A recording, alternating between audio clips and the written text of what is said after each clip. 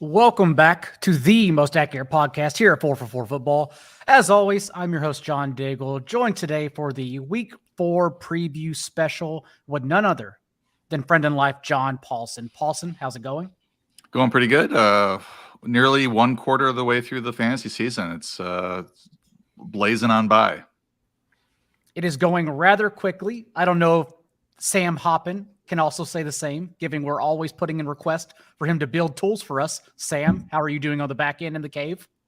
I'm doing great. It is officially, I know you teased it last week, is officially hoodie weather in Chicago. John Paulsen sitting over there in his ivory tower in his t-shirt, doesn't even have to worry about cold weather out in California, but doing well.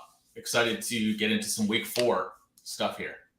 Palm trees and decanters in the background of Paulsen's house, whereas Sam and I are just freezing our asses off here in Chicago already, and it's only September.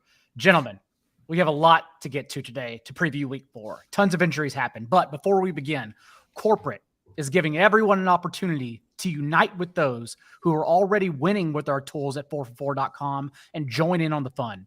If you've heard this dumb accent across 9 shows weekly, preaching for you to join, just know now, truly now is the chance to do so, because you can use the promo code SUBTIMBER. I don't need to spell it out for you, to save 25% off your 4for4 subscription. And the promo only goes for the next 48 hours through September 30th. Head to 4for4.com/plans. Use the promo code SUBTIMBER if you are on the fence. Now is the time to join us. And that's especially true, Paulsen, because our adjusted fantasy points allowed tool just launched on the site. And if you head to 4for4.com and look at opposing defenses allowing fantasy points according to the talent or lack thereof they have played, you will see that the Lions running backs, the situation everyone is talking about, are now in a matchup against the 30th ranked rushing defense of the Detroit Lions in adjusted fantasy points allowed. How do you think this backfield will fare between Jamal Williams and Craig Reynolds through week 7, let's say, since we are assuming DeAndre Swift is out through Detroit's week 6 bye? This is an exciting week 4. We start using 2022 data only for the adjusted fantasy points allowed hotspots tools. We've had them up on the site, but they're based on last year's numbers, and things change over the offseason, as you well know, John. But this particular week with Seattle 30th in adjusted fantasy points allowed to running backs, it's a very nice matchup. I have Williams right now ranked number 6 at his position. He's already scoring touchdowns even with DeAndre Swift playing. So I'm expecting a very heavy workload for Jamal. Craig Reynolds, I think, is kind of a sneaky start in that you sometimes look for some of these secondary players who are playing in really good matchups to perhaps put up some points in their 8 to 12 touches that they get as the backup. Sam, any concerns here about this backfield moving forward, or do you think it's business as usual, especially this week against Seattle's front 7? I don't have any concerns. I think the thing that I'm looking forward to most is how the potential receiving work is split up between Williams and Craig Reynolds. Currently, DeAndre Swift has been the target hog in that backfield for the Lions, and Jamal Williams this season has only run a route on 20.5% of the team's dropbacks, which is a little lower than I think what you would normally expect from him. Craig Reynolds down at 10%. So if Williams gets more involved in the passing game, he certainly has the ceiling, especially this week, to be a top 5 running back. For reference, in Paulsen's rankings, Jamal Williams, RB6 overall, Craig Reynolds, RB52. And I noted this in the waiver show and in the waiver column, but I do want to say it again that I even put in a few large bids on 0 RB teams for Craig Reynolds. And some people asked why, and that's because we do have at least one game of evidence that Reynolds last year in week 16, with Jamal Williams healthy and DeAndre Swift out, Reynolds handled 14 touches to Jamal Williams 19, and also soaked up 100% of the running back targets, 4 to Jamal Williams 0. I think it's going to be similar to that method, and Reynolds getting 10 to 15 touches. He's already totaled 11 touches the past 2 games as the third running back behind a hobbled Swift and Jamal Williams. So I just expect all of Swift's touches to trickle down to him. Jamal Williams, of course, will lead this team in touches because that's what he's already doing. But I expect Reynolds to actually be a useful RB3-4 flex option if you're in a pinch. And that's how I'm treating it in a terrific matchup. I also want to ask you about Khalil Herbert, Paulsen, because the Bears, as we know, are running the league's highest run play rate from neutral game script because they're absolutely terrified to pass, and who can blame them? Herbert also, different coaching staff, but 4 games last year to start for David Montgomery, averaged 21.8 touches per game. I think some people may have Herbert, and they're asking, who do I start him over? How do you have him ranked? So how do you view Herbert right now? Well, I have him ranked at number 8. I mean, I had David Montgomery in half my DFS lineups last week, and it was fun to watch Herbert rumble for 150 rushing yards and 2 touchdowns. We know he's talented, and I think coming in to this week, knowing what the workload that he's gotten, and it's not something that's like, we're wondering if they're going to give him bell cow usage. We've already seen it in the past. We saw it last week, and we've seen it last year, as you mentioned. So pretty confident that he's going to be a top 10 type play. I've got him right ahead of Joe Mixon and Aaron Jones. Mixon's got that little foot injury. I'm interested to see how that shapes up today. But he plays on Thursday after kind of sitting out some time with Samaje Perine playing most of the second half. So just little rankings questions there, but I think he's a really solid start, Herbert, against the Giants, who are 26th in adjusted fantasy points allowed to running backs.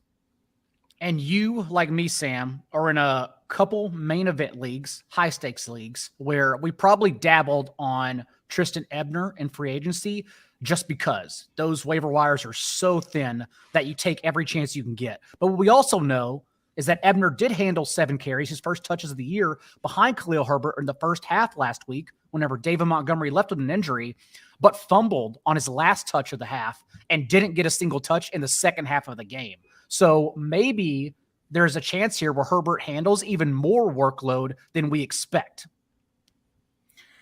Part of it comes down to the passing game work as well. And I know the Bears are not passing the ball a ton, but Herbert really hasn't been involved that much. He's only playing 37% of the team's third down snaps.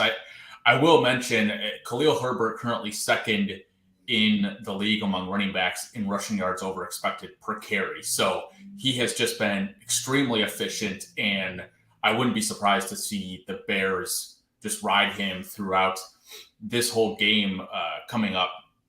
But yeah, if you're in deeper leagues with how much the Bears are running the ball, I mean, their pass rate over expectation is like negative 20%. It's pretty egregious. So I think Ebner is certainly worth a flyer right now. I mean, if Herbert somehow goes down, then he will automatically fill in right there. Meanwhile, Cole Kmet, Darnell Mooney can definitely be left on benches or in shallower leagues, just dropped altogether. We believe in the Bears' running game as they do, but not their passing game as they do. Paulsen, I want to ask about Mac Hollins, who has turned Hunter Renfro's concussion the past 2 games into 13 catches for 224 yards and a touchdown, including 21.5% of the team's targets. And he's actually out-targeted Devontae Adams 18-17 in that time. If we were expecting Renfro back this week, how do you see Hollins faring? And I think it's an important question because a lot of people could be debating whether or not to splurge on Hollins in free agency. Yeah, I have that same question myself with one of my teams. And I think Hollins is going to be like a dicey start if Renfro is there, because you have Adams, Renfro, and Waller kind of soaking up targets in that offense. And Hollins could have a game here and there where he's productive, but is unlikely to see the type of target floor that we want in our starting receivers. However, if Renfro's out, then I think Hollins is a pretty safe start alongside Adams and Waller as the number 3 option. And as you mentioned, maybe even higher than that, kind of a 1A, 1B, 2A, 2B type situation with Hollins. So I just think he's sort of a big play receiver that is going to be a little spotty week to week, but it's a nice guy to have rostered in case there's an injury to either Devontae or Renfro, or even Waller for that matter. Anything on Renfro's usage behind the scenes, Sam, that suggests we should stay away, or the other side of it, continue starting him? I mean, he has an extremely shallow average depth of target, just 2.9 yards this year, which is low even for a possession receiver. Mac Hollins getting some slightly more downfield targets with an 11.2 yard average depth of target and currently has, I think, about, 23% of the team's air yards. So they are playing in massively different roles. Keelan Cole is also a bit of a downfield target, but he only has 4 targets this year. I mean, I think Mac Hollins has proven that he deserves a spot in this offense, but what was one of the more concentrated passing attacks gets pretty muddled when you have 4 different guys. So I think Hollins certainly worth an add, and if you're in deeper leagues, worth a start. The Raiders are throwing it above expectation, a little bit more than I think people expected going into the season. So that certainly helps as well. But if it's just these 4 guys that are involved in the passing game, that's huge. Outside of that, though, I don't think I'm touching any other Raiders pass catcher.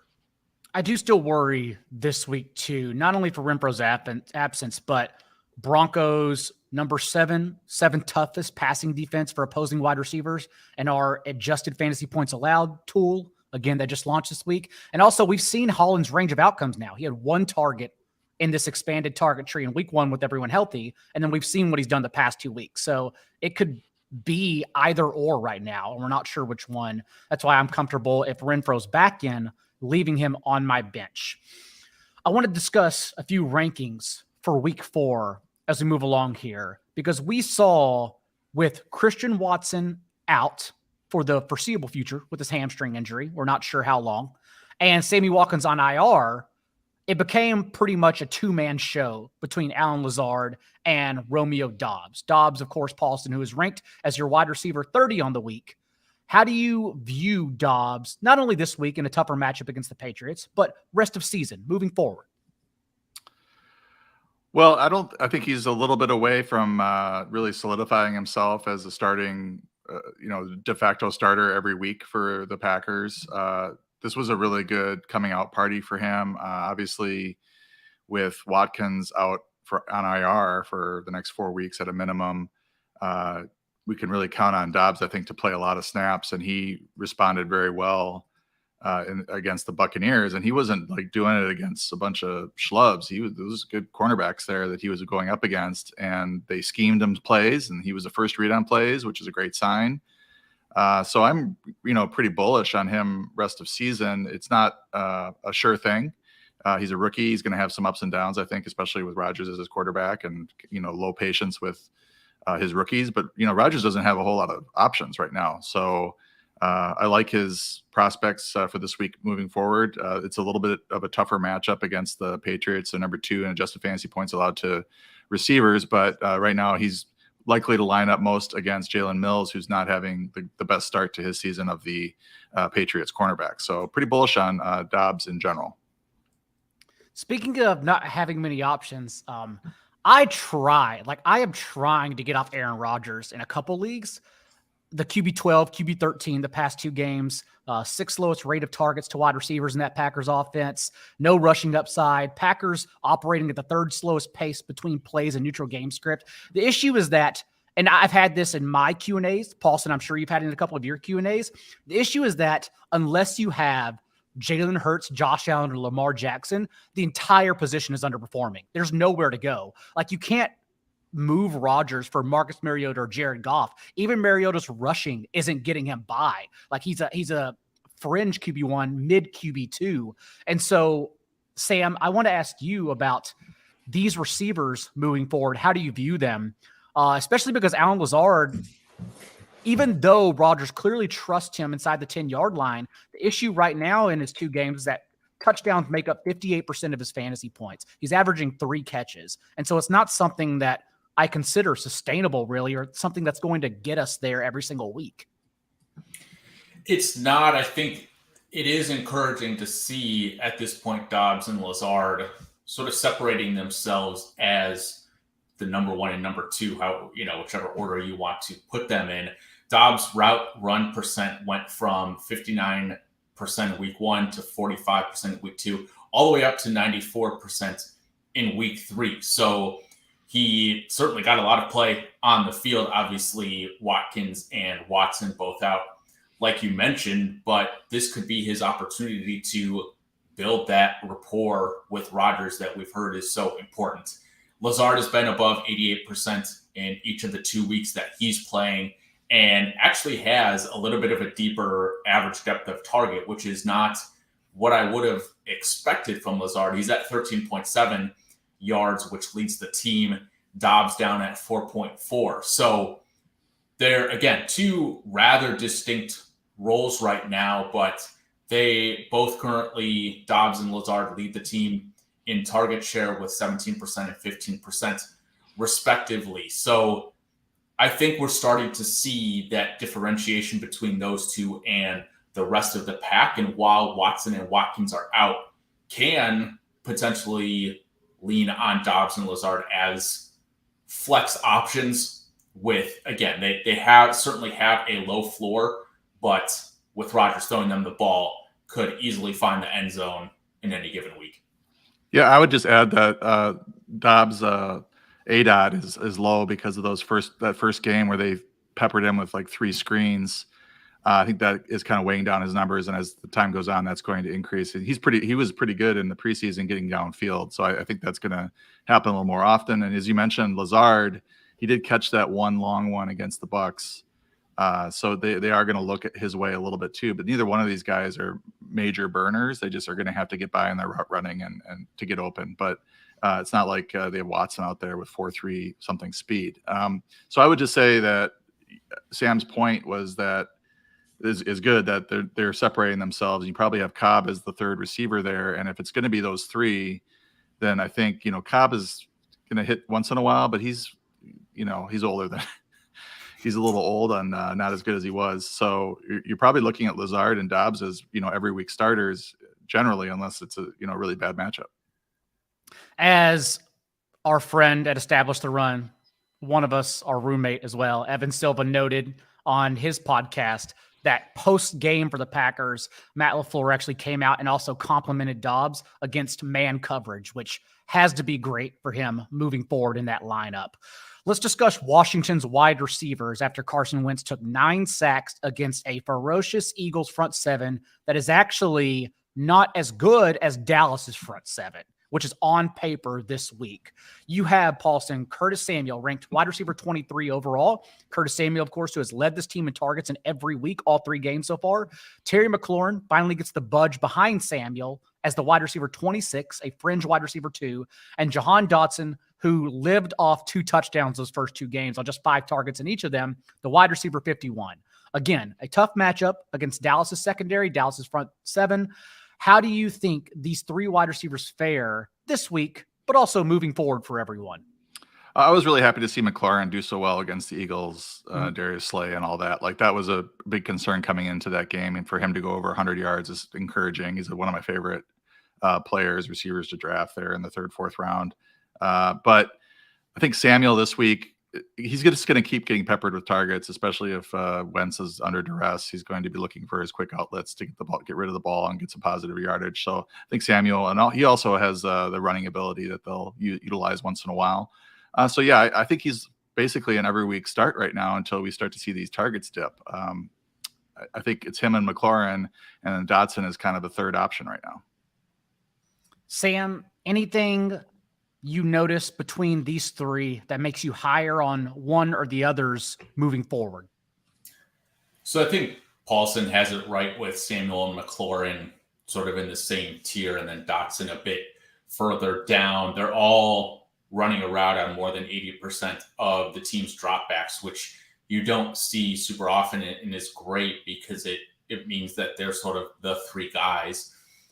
I will note that the Commanders, I almost said Redskins there, the Commanders have a 5.2% pass rate over expectation with it, which is fifth in the league. Unfortunately, they're not as effective as some of the other teams. They have a 7.7% explosive pass rate, which is passes of 15 plus yards, which again is in the bottom third of the league. So the PPR aspect of things certainly helps Curtis Samuel. I think Terry McLaurin is just an all-around great receiver that can make people miss and make great catches. So they're certainly, I think, reliable wide receiver 2 options moving forward, and Jahan Dotson a potential flex with upside. Obviously, we saw in week 1 him catch the 2 touchdowns, and that's in his range of outcomes any week. We've also seen on the other side of the ball, the Cowboys' backfield now become a tandem situation. Ezekiel Elliott is your RB18, Paulsen, Tony Pollard, your RB30. And I just want to note for everyone, I'm curious what you think about Ezekiel Elliott in particular for the rest of the season. But I just want to note for everyone, at least in these 2 games, doesn't mean it won't change. Historically, it hasn't changed, but at least in these 2 games, really nothing has changed. Tony Pollard does have 13 touches in back-to-back games. He had only 8 touches in week 1, but also the rates behind the scenes. He's still playing just 45% of snaps. He's still handling just 44% of backfield touches. So it's really like he's playing the exact amount. They are just concertedly giving him touches more, which is still good for his 0 RB3 outlook. But honestly, nothing else has really changed. So how do you view this Cowboys backfield rest of season? Well, I'm a little disconcerted by the lack of targets, I think, for both players against the Giants. I'm looking at Tony Pollard's game log against Cincinnati. He had 7 targets in that game. But like Zeke ran 21 routes to Pollard's 9. And it just doesn't make a whole lot of sense given the state of the Dallas receiving core not to be using both these players more, but especially Pollard, who they claimed was going to, play the slot for him. We can mark that up again as another running back that's playing the slot in the preseason and then not playing the slot a whole lot in the regular season. But so I think that Pollard in general will be a little bit spotty, which is why I have him ranked where I do. I think Zeke is going to probably get all the goal line carries. And is going to see those, 13 to 15 carries a game. And, they'd be well served to get them both involved in the passing game a little bit more than they have.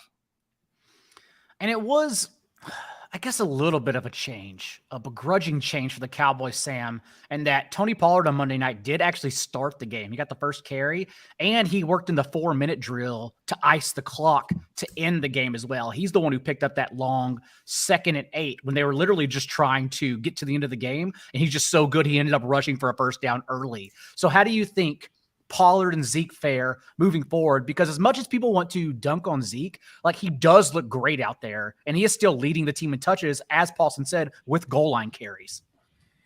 He is, and those are both really good points that you make. As much as the fantasy community wants to crown Tony Pollard the RB1 on this team, I just don't think it's going to happen while Zeke is still there. Jerry Jones is too insistent on having him play. Zeke is just, going to get touches and going to get more touches. He got the couple of goal line carries in the game on, was that Monday night?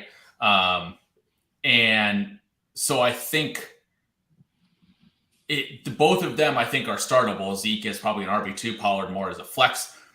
I do agree with Paulsen that the routes run and their involvement with the passing game is concerning, because that's something that they've actually both been pretty good at the past couple of seasons. But the gap between them as far as workload is shrinking a little bit more than it has in years past. And it's really just going to take an injury to Zeke for Pollard to get that full workload.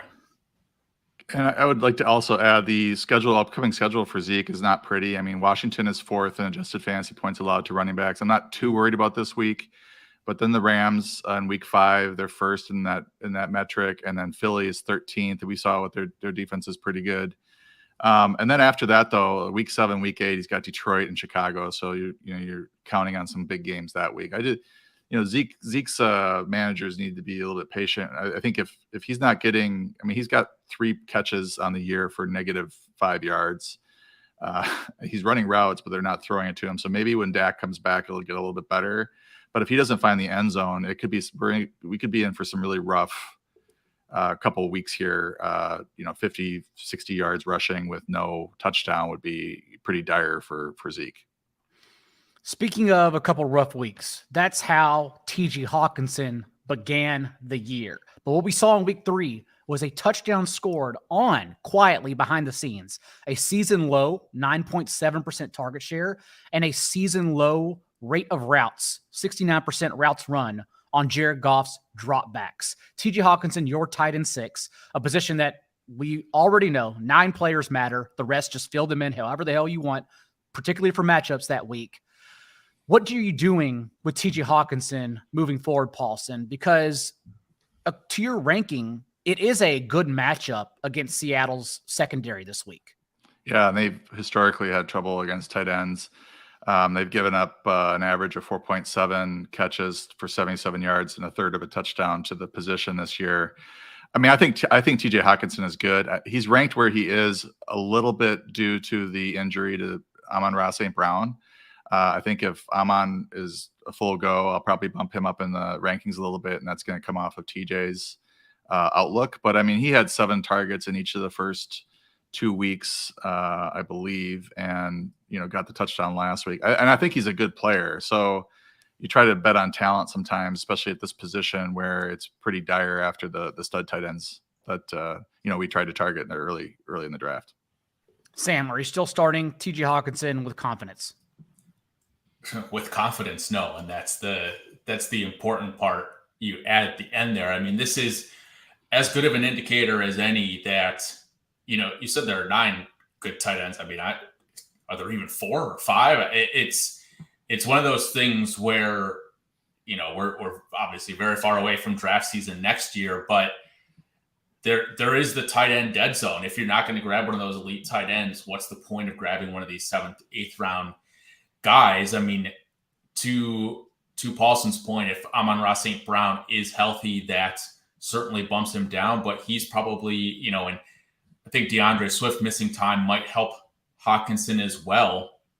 But if you drafted Hawkinson, you're probably starting him. I don't know that there were much better options on the waiver wire. There's one guy we're going to talk about in a little bit that might be, but it's, he's down at, I think, 13th in target share among all tight ends. He's the tight end 12 in PPR, but you don't feel good about that at all. And he is certainly not making the leap that I think a lot of people might have expected him to entering this season. Another player that I think is in a sell high position, if that term even exists anymore in fantasy, since most leagues are pretty caught up on what's going on behind the scenes, is Clyde Edwards-Helaire. Clyde Edwards-Helaire, who has 12 catches on the year and 7 have actually gone for 9+ yards. He's not really relying on quality or quantity or volume so much as he is in efficiency. And we question if that can keep up, especially since the past 2 games, Jerick McKinnon has quietly outsnapped CEH in both contests. What are you doing with CEH moving forward, Paulsen? And I understand that if you have him, we are starting him because he is getting there right now as a top 10 running back in fantasy points per game.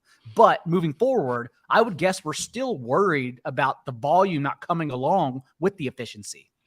Yeah, I don't have him, but if I did, I'll try to put myself in the manager's shoes. Mm-hmm. This week's rough because it's Tampa. They're second in adjusted fantasy points allowed to running backs, and he's splitting time with McKinnon. But I think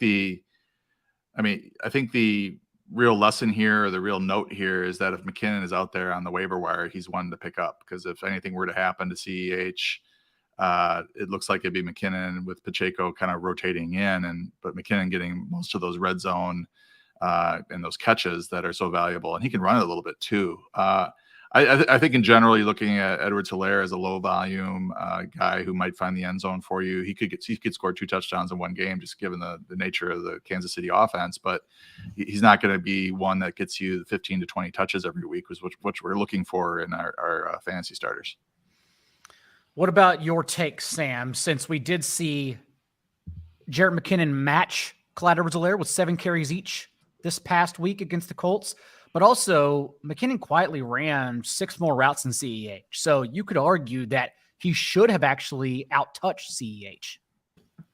I mean, if you can't sell high on CEH, I'm for sure doing it. Nate Tice had a stat the other day that the Chiefs running backs rushed for 1 first down on 17 combined carries in their game on Sunday. So it really doesn't look good for many Chiefs running backs, but even watching the game, which is not something I often do. I usually just, look at the spreadsheets, but CEH was getting stuffed at the goal line and is just not a goal line back, and someone that I don't think they really are going to trust that close to the end zone going forward. So if you can sell high, I'm probably doing whatever I can to get as much as I can out of CEH and hoping that the other person that you're trading him away for believes that the Chiefs offense is, good enough to sustain CEH's fantasy value, but there is a split and CEH just is not a good running back right now. Let's take a second, Paulsen, and discuss the Titans wide receivers. Lots of questions in the chat about Treylon Burks, and what we saw in week 3 was Robert Woods leading this team with a 33% target share, but more importantly, Treylon Burks actually led them with a route run, in routes run, and a route on 97% of Tannehill's dropbacks. How do you view Treylon Burks, both for this week against the Colts and rest of season, since there is that unknown in Kyle Phillips whenever he returns from injury, entering back into the fray, since he's the one who actually led the team in targets in week 1? Yeah, that was kind of a weird game against the Raiders. It was kind of a get right spot for Tennessee, the passing game, and I think the same thing applies to Russell Wilson and the Broncos this week. But to your point, Burks was ascending in this offense, and he did run the most routes, but he only saw 2 targets, with Robert Woods getting 9, catching 4 for 85 yards, and also Derrick Henry suddenly becoming a part of the passing game for the Titans, which is great to see. I mean, he was on pace for a career high 36, 37 catches last year before getting injured, and then they barely looked at him in the first few games, finally getting to him in week 3, which is going to help raise his floor if they're able to do that. But so 9 to Woods, 6 to Henry, and then nobody else had more than 3, including Burks. But Burks was getting open prior to this game, and then they did play him the most in terms of routes. So it just might be one of these situations where the rookie's going to have a little bit of an up and down season, and not going to become the consistent fantasy weapon that we're hoping for. The other thing is maybe Robert Woods is starting to feel a little bit better after that off season, or the ACL and the recovery from that, and maybe he's kind of rounding into form as well. I mean, we know he's a good player, and if he's starting to feel better, he's going to be more productive than he was. And this is an offense that is not going to be able to support 2 or 3 fantasy starters as pass catchers, unless Derrick Henry's one of them. And Sam, Burks with a 20% target share on just 46% of routes run for this team through the first 2 games. And then oddly enough, we saw just those 2 targets whenever he peaked in routes run. So I would imagine those first 2 games looks more like how he will earn targets, not week 3 moving forward. What say you? Yeah, but I would agree. I think rest of season, I'm betting on the talent of Treylon Burks winning out over Robert Woods, based on the capital that they invested in him in the draft, spending a first round pick on him. Again, 96% of the team's dropbacks is the highest that any player has run for the Titans this year. But the Titans, again, are going to continue running the ball, like Paulsen said, a negative 4.6 pass rate over expectation, which is the 6th lowest in the league. So I don't know if can't remember if we've talked about the Titans receivers yet this season. But sorry if I'm a broken record here. I just don't really believe in Woods' talent and think he's good enough right now to be a difference maker on a team. So to me, Burks could potentially be a buy low if you're in a good spot with your team, sitting at 2-1, 3-0, and can wait on a receiver to potentially break out. Burks is one of those guys for me. And there are leagues where both Burks and Kyle Phillips were dropped this past week. I am stashing both of them. I do question Burks' short-term outlook. Wide receiver 53 in your rankings, Paulsen, so I'm with you. But long-term, if you look at your roster and say, I am starting these two receivers, like your wide receiver 2, maybe Christian Kirk or whatever, thus you would probably not be in a position to start whoever one of your bench receivers is. That's how I am then viewing Burks as a stash over that player on the bench. Like, I want to make sure I'm treating Burks as a stash and Phillips in deeper leagues for sure, especially if you're top heavy, knowing one of them could break out. Sam, you have charts, as you do every week, to show us, beginning with the 49ers running back situation in their first game without both Elijah Mitchell and Tyrion Davis-Price. Yep. So the chart that we have shown up here is high value touches per game on the x-axis, snap percentage on the y-axis, and then total opportunities per game as the size of the bubble. And again, the 49ers are one of those teams that are going to continue to be a run-first team. I think the loss of Trent Williams may make San Francisco continue to lean into running the ball so that Jimmy G isn't put in a situation where he's facing more pressure. But Wilson this past week was given 63.2% of the team's carries, was the only 49ers running back to get more than one carry. Jordan Mason did have one carry and looked pretty solid. But the other factor, obviously, is Deebo Samuel, who's going to continue to be involved rushing the ball. But it looks like Jeff Wilson is the clear 1 or 1A at least in the rushing offense. And he's been very efficient when he's gotten the ball in the past. So if you were able to scoop him up off of waiver wire a couple weeks ago, I think you're sitting in a good spot. And what we saw, Paulsen, in week 2 was Wilson handling 18 carries, TDP handling 14 carries. So we figured there was room for 2 running backs. But I think it's actually even better for Wilson's outlook that they just used Deebo Samuel as the second running back. So basically, all running back touches at that position went to Jeff Wilson. Yeah, they don't. It doesn't seem like they trust anyone past TDP as the backup there right now. Maybe that changes, but certainly good news for Wilson that Elijah Mitchell got hurt and then TDP got hurt the following week or 2 weeks later. The other player I want to mention on this graph is Devin Singletary, and just not from a Devin Singletary standpoint, but from a Zach Moss standpoint. He is out there on some waiver wires. And if there is any injury to Singletary, Moss becomes pretty interesting given the high value touches that Devin Singletary saw. Yes, James Cook is there, but they seem like they want to use him more as a, change of pace rotational back, and Moss would likely take over most, if not all, of Singletary's touches. I also noted in the waiver wire column that if you take out the fourth quarter of week 2, whenever the Bills were up 34-7 against the Titans, a blowout game script, that's when James Cook handled 10 of his 11 touches. They were just trying to get out of the game and go home and ice their feet. Remove that quarter from the last 2 weeks, and in those other 7 quarters, a competitive game script, Devin Singletary has outsnapped Zach Moss 102-29, and James Cook has only played 22 snaps. It is very clear that Singletary is the back to look at here in a competitive game script. I question how much Cook would have been used last week, even against Miami, if he didn't receive the nut game script for Jake Kumaro getting injured in the first quarter, Dawson Knox and Isaiah McKenzie going down for cramping from dehydration, and also them trying to limit Gabriel Davis. Ultimately, they couldn't because Stephon Diggs was also injured. So I don't think James Cook receives any touches, honestly. If everyone in this backfield and offense is healthy, I think it's just Singletary moving forward. Makes him a sneaky start and a great, what we expect to be shootout for the Bills against the Ravens in week 4. Sam, you also have thoughts on the Bucs backfield after Leonard Fournette is fresh off 100% of the team's backfield touches.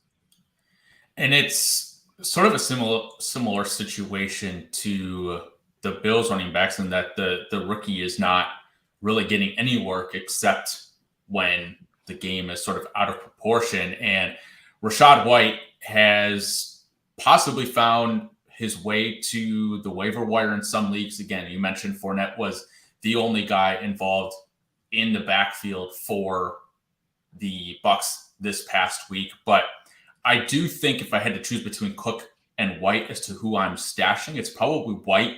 It seems like the Bucs might be a little bit more likely to give someone a workhorse role, whereas the Bills, if Singletary were to go down, they'd probably split that up a little bit more between Cook and Zach Moss.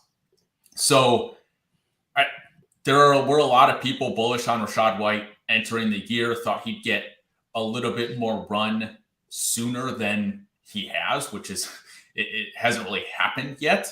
But I do think he holds a lot of contingent value. And again, similar to Burks, who I mentioned earlier, if you have the bench depth and are willing to wait on someone, Rachaad White is someone who you could stash.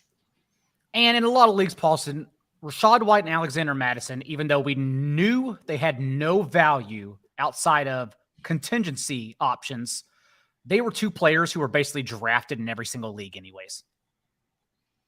Yeah, I think White at this point, I mean, you saw the 6 carries in week 1. I think he had a couple of catches. And then since then, it's just been the Leonard Fournette show. They've had a couple of really tough matchups against the Saints and the Packers, and that's part of it. I mean, if you watch that Bucs-Packers game, neither running back crew could really operate or get anything going. So that certainly is going to, I think, push more of the touches towards the incumbent Fournette as they just try to get him whatever they can get him. They're not going to limit his usage at all when he's only getting so many touches. So I think, in better matchups, you might see White rotated more as the Bucs game, a running game gets going a little bit. But I think, in the short term, it looks like he's just an attrition stash. I think he is definitely the RB2 there and has a lot of upside if anything were to happen to Fournette. All right, Sam. It is your responsibility to explain to everyone what the hell is going on with DJ Moore, who is Paulsen's wide receiver 33. He took a stand in the rankings this week. DJ Moore, of course, 46% of his targets have come within 9 yards of the line of scrimmage this year, and yet he's still averaging a career low 39% catch rate. It is easy to just blame Baker Mayfield, but I'm curious what you're seeing. I mean, it's been the story of DJ Moore's whole career where the underlying stats are showing someone who should have a lot of production, but he just isn't. He leads the Panthers wide receivers in target share, weighted opportunity rating, routes run rate, and expected PPR points per game. So he's the wide receiver 1 on the team. He's on the field a ton. He's got a route run rate of 100%, so he's always on the field when they're passing the ball, but he just hasn't had the quarterback to sustain him. Now, he's produced fine in the past with Kyle Allen and Sam Darnold last year. So I think, I would agree with Paulsen's ranking. Like, if he's no longer a wide receiver 2 anymore, you likely could have better options like, some of the rookie wide receivers in Chris Olave and Garrett Wilson, some guys like that. But I wouldn't drop him quite yet. I think that's a bit of an overreaction because he still did get 6 targets this past week, just only caught 1 of them. But to trust him in your lineup is going a long ways, and I think is something that's a little scary. For me, I've got him in one of my teams, and I'm sitting him in favor of Olave, who I just mentioned. I think he's just got a little bit of a higher ceiling at this point. And DJ Moore has run a route on literally every single one of Carolina's dropbacks this year, 23% target share still. But Paulsen, the issue is that all offseason we spent wish casting, hoping he'd score more touchdowns, when now it's become 2 uphill battles in receiving yards since he hasn't eclipsed 43 yards in any game yet, and touchdowns. Well, I think heading into the season, it was the correct, assumption or at least thought process that Baker Mayfield was going to be better than Sam Darnold. It was brutal last year in terms of the passing game. And Sam Darnold's, career averages have been a lot better in terms of the total piece of the passing pie that Moore could have potentially gotten. But you're looking at Baker Mayfield, who has through 3 games completed 52% of his passes for 550 yards. That's 550 yards in 3 games with 3 touchdowns and 1 interception, yards per attempt of 6.8, which is below average, 81 pass attempts in 3 games. So it's a very low volume offense. He's not being very efficient. He's typically a good touchdown thrower. He's had, seasons of 27, 22, 26. That's pretty solid. It's 17 last year in 14 games, and that was an injury-riddled season. But what we're seeing right now is not the Baker Mayfield from 2018 to 2020. We're seeing post-injury Baker Mayfield's production in 2021, and that's not what we were counting on. Even that was probably going to be better than what Sam Darnold provided last year, but he's not, I think on top of it, he's not jiving very well with DJ Moore. I would definitely hold DJ Moore because he's still the number 1 option in this offense, and maybe they get things going. He's too talented, I think, to hit the waiver wire unless you're in a really shallow league and there's a player like Chris Olave on the waiver wire. But this is a very big surprise to me that this passing game is what it is right now. Sam, for the Rams, on one hand, for Allen Robinson, you can say his target share has progressively increased in every game this year, leading to a season-high 20% target share this past week.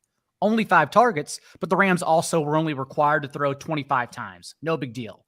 On the other hand, you can also say, where the hell are my fantasy points? Because he's the wide receiver 72 in fantasy points per game.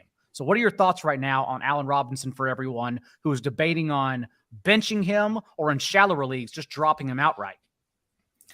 It's a very similar story to DJ Moore. He's running a route on 96% of the team's dropbacks. So he's on the field for almost every single pass play that the Rams have, but he is somehow behind Ben Skoranek in targets on the season. And in fullback snaps. Yeah, right.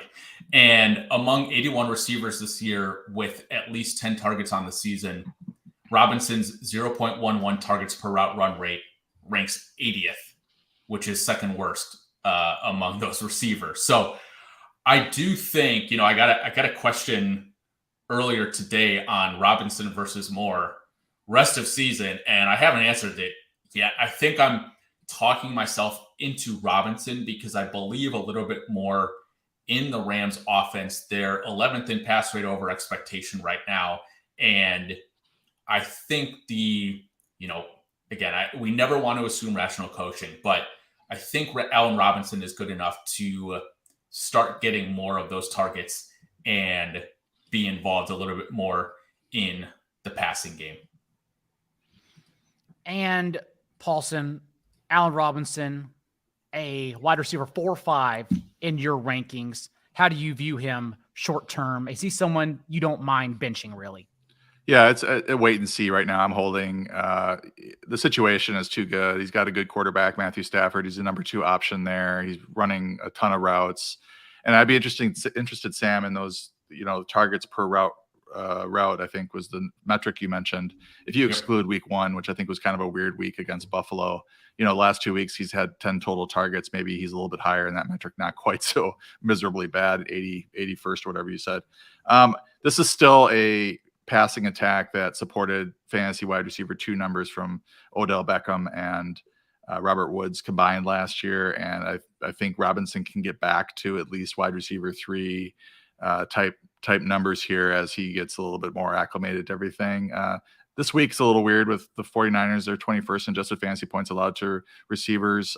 So the defense is pretty good, but they've been a little bit vulnerable to the receiver position. And then next week against Dallas, they're 10th, and then Carolina 19th. And then I think probably coming out of the bye, if things are still sort of going the way they are going, then Sean McVay is going to sit down and try to figure out how to get him much more involved.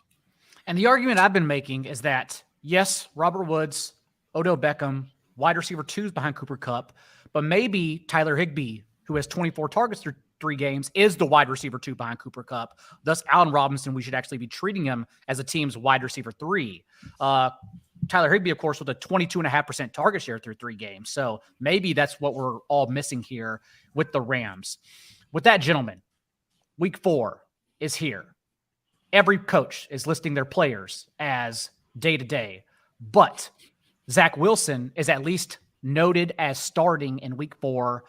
And even with CJ Uzomah back last week, Sam, it was still Tyler Conklin who refused to go away with a 15% target share and now has at least 7 targets in all 3 games played this year. Your thoughts on Tyler Conklin, who is very clearly a low-end tight end 1, at least right now, and I think has an argument over a lot of other questionable players people are starting at the position. So before I get into that, I did check quickly. If you remove week 1 for Allen Robinson, his target per out run goes from 0.11 up to 0.16, which is 8th worst. So I guess a little bit of improvement there. I did find that using the wonderful 4for4 player stat explorer. So a quick plug to use that. But yeah, Tyler Conklin, I mean, there was some concern coming into this week that CJ Uzomah, the free agent ad for the Jets, would take a little bit more work than he did. Again, Conklin through the first 2 weeks had 15 targets, was running a route on 84% of dropbacks. He followed that up with 9 total targets that he caught all of for 74 yards, and Uzomah only had 1 target on 23% of the routes run. So it could be that they were easing Uzomah back into the lineup after his injury, but I believe that the Conklin usage will continue. The other wrinkle, like you mentioned, is Zach Wilson coming back. Who knows if they're throwing it 1,000 times a game like they did with Joe Flacco moving forward. But I've been encouraged with what I've seen from Conklin. I mean, I wouldn't bash people if they're starting Conklin over Hawkinson at this point. So he's one of those guys where, again, you talk about people you can find late off the waiver wire that give you usable weeks at tight end. And the fact that he's averaging over 6 targets a game is huge for a tight end. And I think, Conklin is certainly on his way to being a potential weekly starter. Yeah, I would add that he's 3rd in targets, 4th in routes run. The Jets are currently 1st in seconds per play per Sam's wonderful team stats explorer app at 4for4. They're playing really fast, and he's seeing a ton of routes. And I'm wondering how things change when Zach Wilson play. I think that's true for everybody. Garrett Wilson, Elijah Moore, Corey Davis, Tyler Conklin, etc. How much does this offense change with Zach Wilson under center? I'm kind of kicking myself because I did draft Conklin in some of my best balls as like a last round pick, but I didn't get him in FFPC or the Scott Fish Bowl, where I could really use him right now because I'm running Alberto out there and Hayden Hurst. So it's been really with Uzomah coming there as well. I think the initial thought was that Uzomah was a little bit more established as a receiver and that he was going to win that job. But in the preseason, Conklin was the clear tight end 1, and it's basically continued to where he's getting 8 targets per game, and that sort of volume, even if he's just falling down every time he catches it, which based on his 7.7 yards per reception, that's kind of what he's doing. It's still super productive, especially this season at tight end, where it's kind of pretty bad after the top guys. Hayden Hurst, who OC Brian Callahan said they would take 50 yards from every day. And Hurst, of course, hasn't reached 50 yards in any game yet. So I don't know what the hell coaches are doing anymore. Sam, what else do you have for everyone coming out at 4for4 this week? Same as always, hopping to conclusions. Came out this morning, have my breakout model coming out tomorrow morning. Again, check out the player and team stat explorers that we have up on the website. Those are fully updated through week 3 and plenty of more charts to come. I'm excited because now we, again, like we mentioned with the adjusted fantasy points model coming out, we have more data, so can start to look at some more 2022 things looking forward into the future. Paulsen, what else for you coming out ahead of week 4? Well, sneaky starts, coming out today or tomorrow morning, and I have been getting some questions about the breakout receiver model from last year. So I'm working with Kevin Zutlukel. He and I put that together a couple years ago, and trying to get that up on the site so we can at least refer to it during podcasts, and the users can have the data that they like to use last year. So still trying to find a writer for that. So if anybody's interested, hit me up. But other than that, just keeping up on the rankings, got the podcast on Friday, and ready for week 4. It's week 4, and we're already doing job inquiries because we don't know what's going on. Remember, for those rankings start-sit questions, they're all available to you. Just head to the rankings at 4for4.com using the promo code SUBTIMBER. Paulsen, as he said, will be back at the end of the week. Sneaky starts episode. Until then, be a little bit kinder than what's required. We'll see you then.